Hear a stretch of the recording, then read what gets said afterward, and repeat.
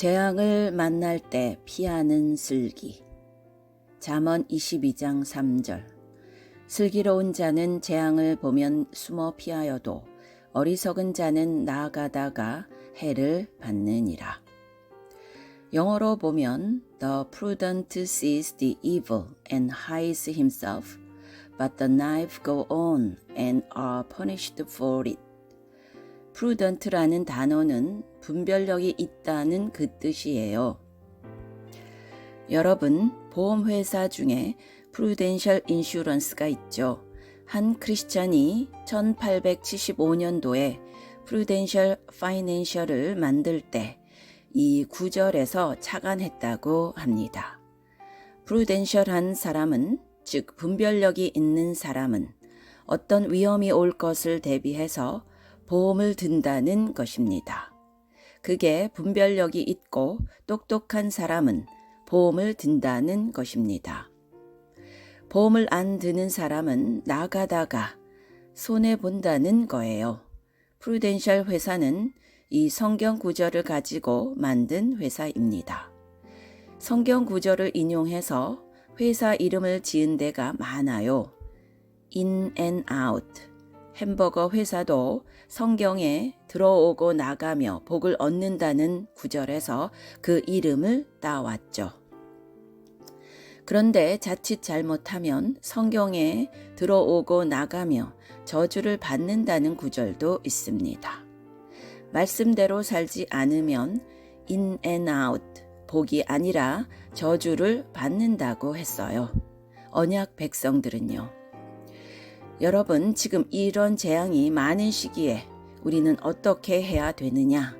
바로 하나님의 날개 그늘 밑에 숨어야 돼요. 그건 뭐냐? 바로 우리가 이때 우리 죄를 회개하고 그 재앙이 지나갈 때까지 하나님의 도움을 받아야 되는 거지요.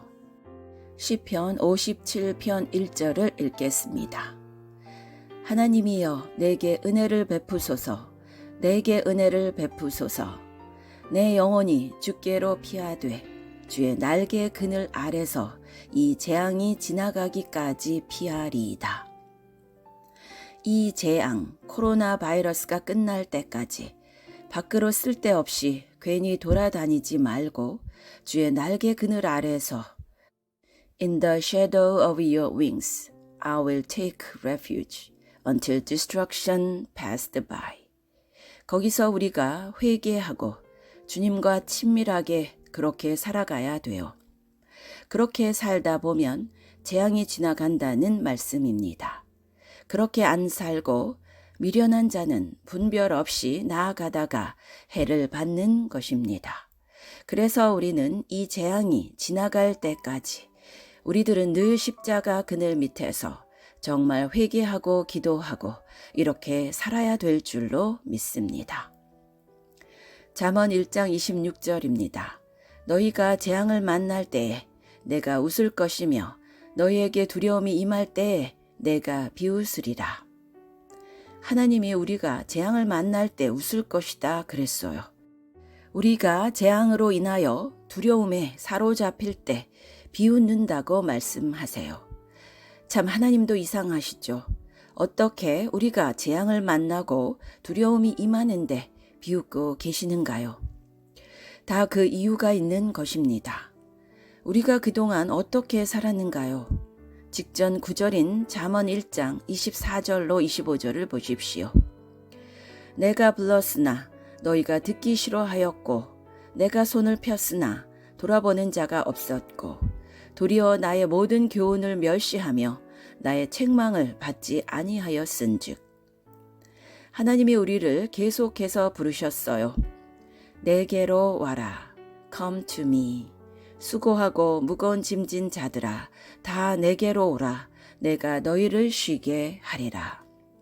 이렇게 우리를 계속해서 초청하셨는데 너희가 듣기 싫어하였고 내가 너를 도와주려고 손을 폈는데도 돌아보는 자가 없고 하나님께 관심이 없었습니다. 도리어 나의 모든 교훈을 멸시하고 책망을 받지 않았다고 했습니다.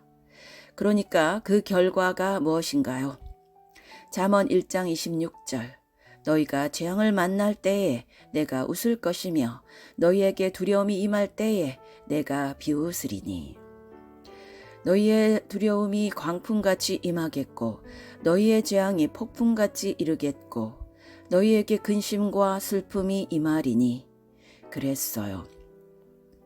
하나님은 저와 여러분을 사랑하시기 때문에 늘 우리에게 손을 내미시고 우리와 함께 하기를 원하시고 또 우리가 잘못 가는 길에 대해서는 책망하시길 원하시는데 우리가 그 책망을 듣기 싫어합니다. 하나님 말씀을 멸시합니다. 책망을 듣기 거부합니다. 그 결과가 뭐냐? 재앙이 임한다는 것입니다. 재앙이 임할 때는 하나님이 비웃으신다는 거예요. 폭풍같이 재앙이 임한다는 것입니다. 이제 코로나 바이러스 때문에 한두 달 지나면 경제적으로 엄청난 일들이 일어날 수도 있어요. 파산하는 사람도 많아질 것이고 교회도 만약에 건축 중에 있는데 한 4주간만 예배를 안 드려봐요. 재정 상태가 아주 어렵게 될 것입니다. 건축이 중단되고 파산할 수도 있을 것입니다. 지금 식당에는 31번 확진자가 나오고 난 뒤부터 대구뿐만 아니라 서울도 마찬가지로 식당에 손님이 없대요. 거의 한두 테이블만 손님이 온대요. 그게 한 몇 달 지나 봐요. 문 닫을지도 몰라요. 대구는 이제 점점 유령 도시로 변하고 있고 그 원인이 뭐냐? 그 전에 하나님이 우리에게 지속적으로 손을 내미시고 우리에게 책망하시고 우리에게 교훈을 주셨는데도 우리가 관심이 없었습니다. 아이 됐어요. 나중에 봅시다. 지금 바빠요. 우리가 그렇게 교만하게 살았다는 겁니다. 이런 재앙이 올 줄 누가 알았겠어요? 이런 회개한 전염병이 올 줄 누가 알았겠어요? 그런데 와 버렸습니다. 우리가 살고 있는 미국 땅에도 이 재앙이 퍼지고 있는 징후가 보입니다. 들리는 말에 의하면 지금 시애틀에 있는 어느 양로병원 전체가 다 감염됐다고 합니다. 미국도 지금 한번 터져버리면 어떻게 될지 모릅니다. 이 코로나 바이러스가 전염이 얼마나 빠른지 몰라요. 우리가 정말 주님 날개 그늘 밑에서 우리가 지난날 하나님의 책망을 무시하고 내 마음대로 살았던 모든 것들을 회개해야 됩니다. 그 외에는 방법이 없어요. 방법이 없습니다. 잠언 1장 28절을 봅시다. 그때에 너희가 나를 부르리라. 그래도 내가 대답하지 아니하겠고 부지런히 나를 찾으리라. 그래도 나를 만나지 못하리니. 환난 날에 주님을 부르면 어떤 시편에는 응답한다고 나와 있는데 여기는 보니까 그때 너희가 나를 부르리라. 그래도 내가 대답하지 아니하겠고 부지런히 나를 찾으리라. 그래도 나를 만나지 못하리니 라고 했습니다. 무슨 뜻입니까? 하나님과의 관계는 타이밍이 있습니다. 타이밍을 놓치면 안 됩니다. 하나님이 만나자고 할 때 만나야 돼요. 근데 우리는 뭐라 그래요? 하나님 요즘 제가 바빠요. 넥스트 타임에 만나요. 여러분, 우리가 주권자가 아닙니다. 하나님이 주권자이세요. 예배도 예배 시간이 있는 거예요. 우리 교회 예배가 11시 반인데 어떤 분은 나는 12시 반에 갈 거야 하는 분이 있어요. 오면 뭐 해요? 우리가 하나님을 만나는 시간을 정하면 안 됩니다. 내가 주권자가 아니에요.